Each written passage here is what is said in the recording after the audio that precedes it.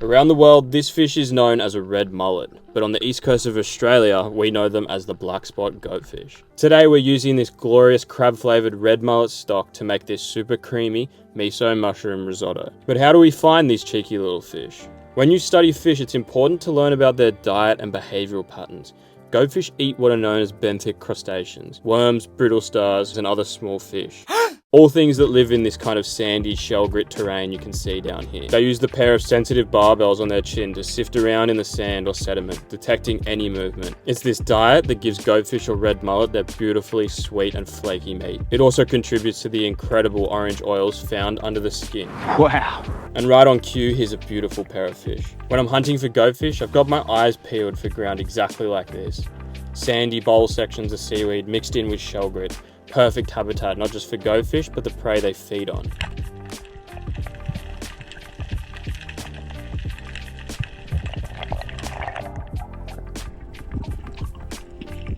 Here the terrain is a little rockier, but we still have the sand and grit mixed in amongst the rocks. After doing a little research, I'm pretty sure this seaweed here is called coralline algae, and it's another perfect indicator. Often found together, the goatfish don't eat it, but if I were to have a guess, it grows in the same kind of environments as their prey does, providing all of these little crabs and worms some shelter. Another perfect example of these shell grit beds to look out for.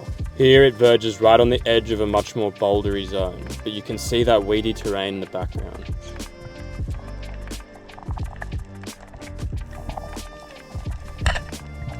Occasionally you'll find goatfish cruising over complete bouldery terrain. They do inhabit these areas, but I've found it to be a far less reliable way of finding them. Perhaps they are more often just travelling between feeding grounds when you find them here.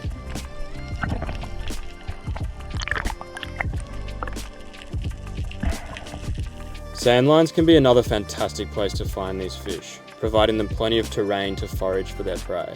These fish are quite relaxed for the most part, however they will spook if you're too aggressive, especially in areas where there's a great deal of diving pressure. Here I spot a school in the distance, but as I'm up off the bottom, I decide to return to the surface and be a little more strategic in my approach. I take note of the direction they're heading and breathe up for another dive.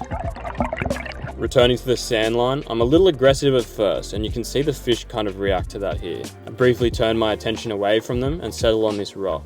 These fish are incredibly curious and respond well to sand being thrown up, scratching, or even just a relaxed presence in the water, often swimming up to you or stalling and circling back around to see what's doing.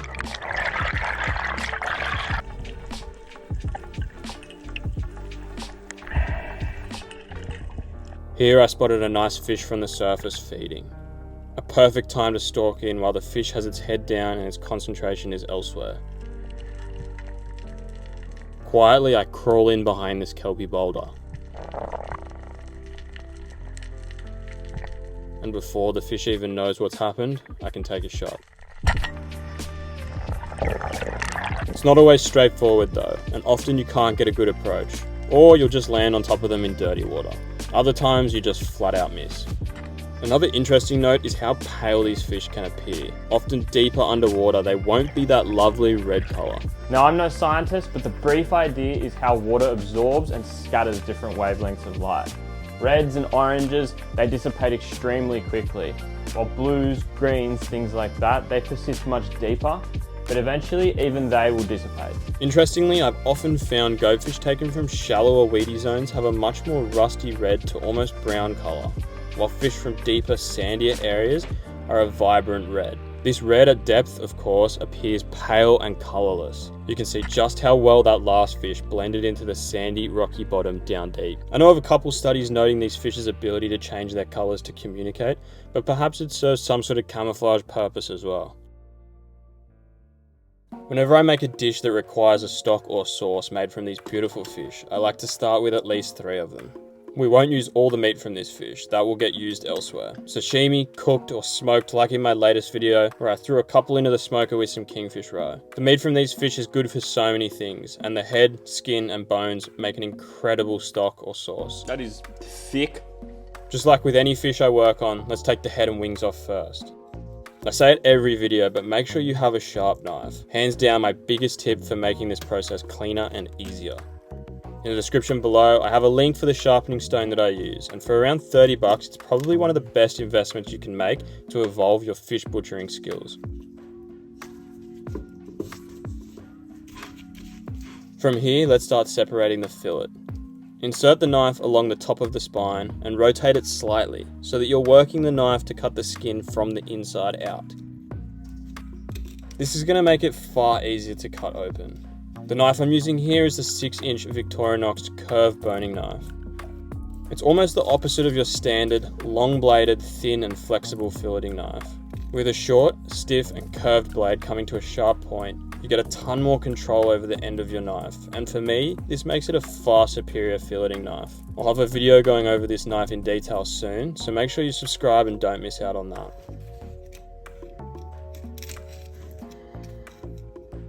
Note as I make my way through the fillet, I don't cut up over the ribs. Once all the meat is separated from the spine, we're left with just the rib bones still connected. I'm going to lay my knife flat, and holding onto the tail, push my knife through those ribs and pin bones. Personally, I feel this reduces the chance of wasting meat, and in a moment, you'll see how removing the ribs this way is so much easier.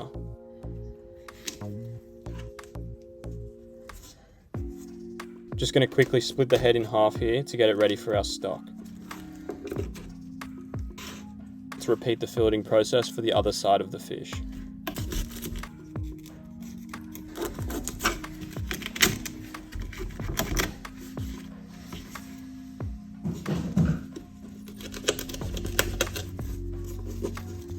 On the spine of the fish, along the gut cavity, we're left with a decent chunk of blood, and I'm going to remove this with some paper towel. If we leave this in, it will contaminate the flavour of our stock. I'll break the spine up and chuck it on our bone pile. I'm also going to clean up the ribs on our fillets. There's plenty of good bone, meat and connective tissue here for the stock, but again, we want to get rid of that blood so we don't contaminate it. So here's how we remove the ribs, and I much prefer this way because we can see exactly what we're doing and maximize our usable meat. Making use of the sharp point of this knife, I'm going to insert it behind the top of the ribs and slice up towards the pin bones, separating the ribs from the fillet. Now, using the ribs as a guide, run your knife down behind them until you reach the belly.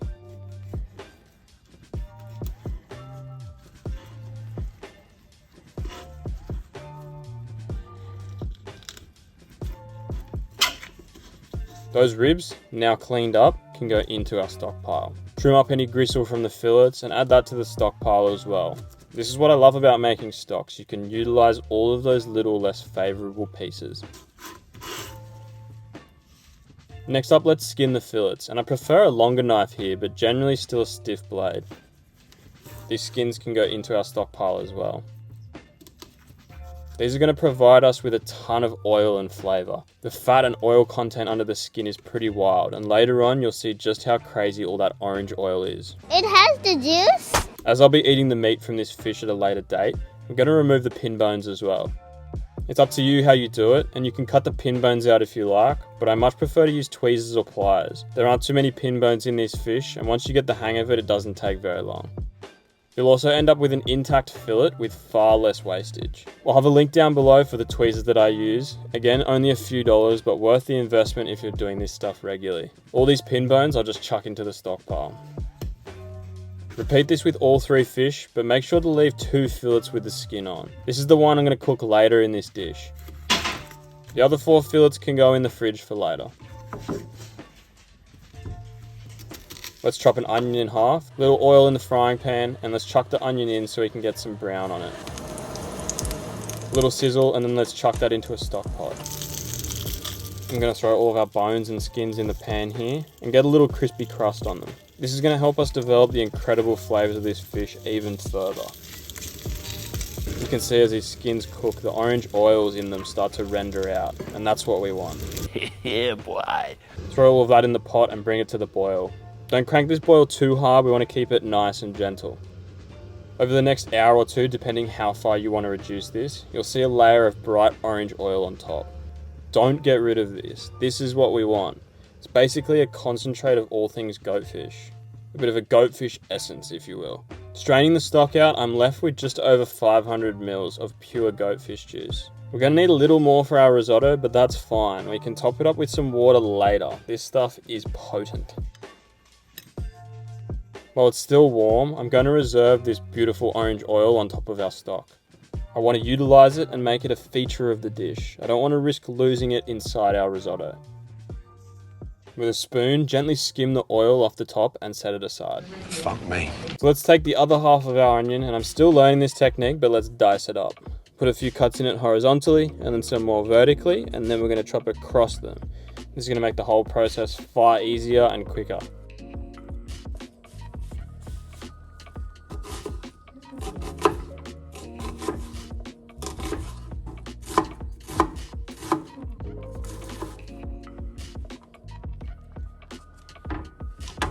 Once we've got that, let's crush a couple cloves of garlic and then mince them as well.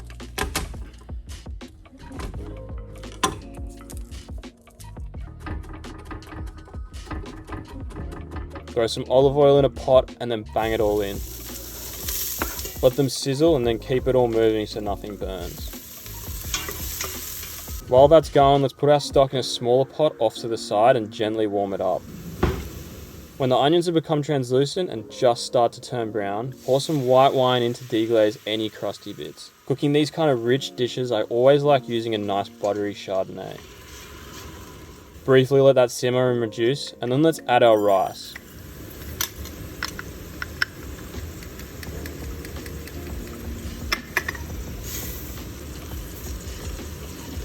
Let's stir it all together so the rice is evenly coated and let it toast for a sec.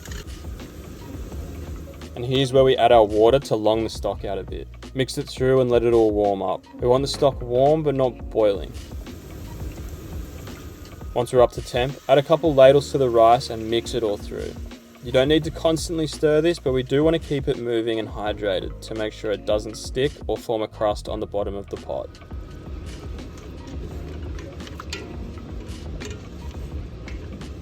Occasional stirring is also going to help distribute the starch of the rice to form the creamy base of our risotto. Once the rice has almost absorbed all of the liquid, add a couple more ladles, and then continue repeating this whole situation.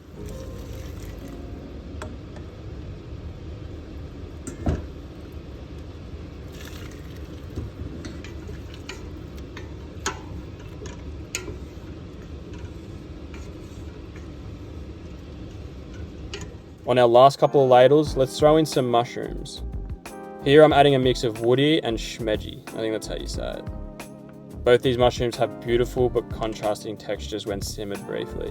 The shmedji develop a pillowy softness, while the woodies retain a kind of soft crunch or snap when bitten into. They also soak up any liquid that they're in, and as a result absorb any flavours they're put with.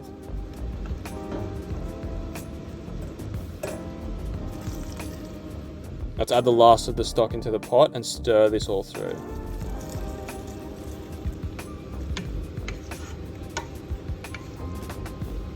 Now let it reduce. And here's where we take it to the next level. Chuck some butter and a spoonful of white miso paste in there. But when I tried it with butter, everything changed. We'll stir that through, and let's grate some parmesan in there as well. Stir that up and combine it all, and here's the key, taste it as you go. I wasn't quite happy with the flavour yet, so I'm going to add a little more parmesan here. Let's give it a quick mix and another little taste. This time I'm going to add a sprinkle of white pepper. I really like how fine this ground pepper is, and its earthier, richer flavour is perfect for our risotto. A quick mix, but I'm still not happy with it, so we'll add a little bit more miso in there to finish it off.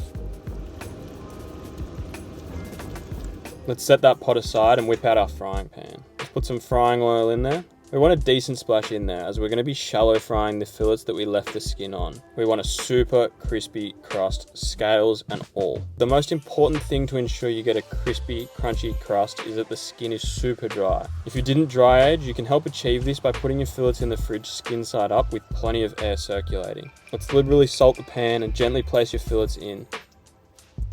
Sometimes the skin will curl, and I don't have a fish weight, but you can also just press down on the fillet with a spatula until a crust forms. You want to get on this pretty quick though, because once the skin is curled, it's almost impossible to flatten back out.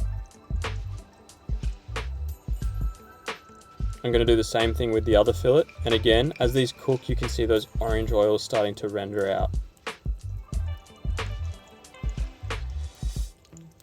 Once the meat starts to turn opaque close to the skin, flip and fry on the other side briefly. Remember, fish doesn't need long to cook, and it will even continue cooking internally once it's off the heat. Chuck the fillets on some paper towel to drain off the oil and set them aside. Rough chop some flat leaf parsley and let's get our plate ready. I'm going to spoon in some of our beautifully creamy risotto. Now we've got a fair bit left in there. And what could you ever use that much risotto for, you might ask? Well, later in the week, I'll show you how you can make the most of your leftovers. Make sure you're subscribed so you don't miss out on that. Of course, no risotto is complete without a cheeky little plate slap. Now that it's all flattened out, let's sprinkle on a little parsley, a dusting of shaved parmesan, and then place our fillet on top. And now, to top it all off, the goatfish oil we reserved earlier. Drizzle a little over the skin of the fillet and let it run onto the rice. Then spoon a little more directly onto the rice, and there we have it. Creamy, crabby, miso mushroom goatfish risotto. If you enjoyed, let me know in the comments and don't forget to subscribe so you don't miss anything new coming your way.